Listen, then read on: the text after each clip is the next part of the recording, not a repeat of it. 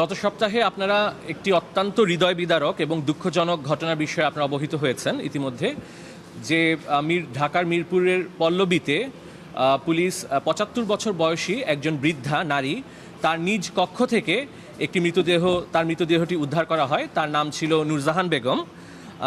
যে কক্ষটিতে নূরজাহান বেগমের মরদেহটি পাওয়া যায় সেই পাশের কক্ষেই তার মেয়ে বসবাস করতেন এবং পরবর্তীতে আমরা গণমাধ্যম থেকে জানতে পেরেছি যে নূরজাহান বেগম ৪ সন্তানের জননী ছিলেন এবং ৪ জনই তারা অত্যন্ত শিক্ষিত এবং উচ্চপদস্থ প্রতিষ্ঠিত জায়গায় আছেন।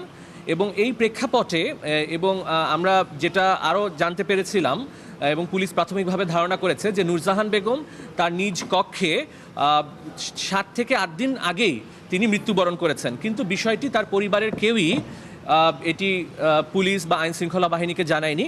এছাড়াও আমরা যেটা দেখেছি তার শরীরে পচন ধরে গিয়েছিল এবং তার শরীরে পোকামাকড়ের দেখা গিয়েছিল। এই সম্পূর্ণ প্রেক্ষাপটটি বিবেচনায় নিয়ে আমরা মহামান্য হাইকোর্ট ডিভিশনে গত সপ্তাহে একটি রিট পিটিশন দায়ের করেছিলাম। এই রিটটি আজকে শুনানি হয়েছে, গতকালকে শুনানি হয়েছে, আজকে আদেশের জন্য ছিল।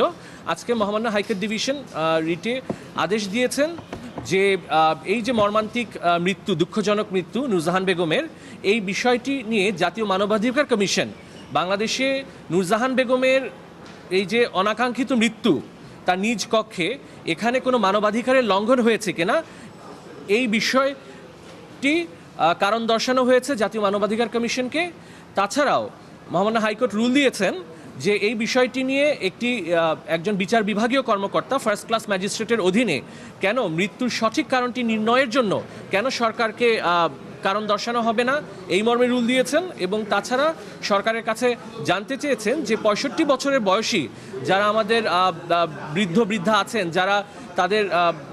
যারা নিজেদের শরীরের যত্ন নেওয়ার জন্য অক্ষম হয়ে গিয়েছেন, এই ধরনের যারা বয়স্ক বৃদ্ধা রয়েছেন তাদেরকে সমাজ কল্যাণ মন্ত্রণালয়, সমাজ কল্যাণ অধিদপ্তর থেকে কেন কেয়ার গিভার, যেটা পরিচর্যাকারী বা নার্স, প্রয়োজন সাপেক্ষে প্রদান করা হবে না, এই মর্মে সরকারের কাছে রুল নাইসি জারি করেছেন।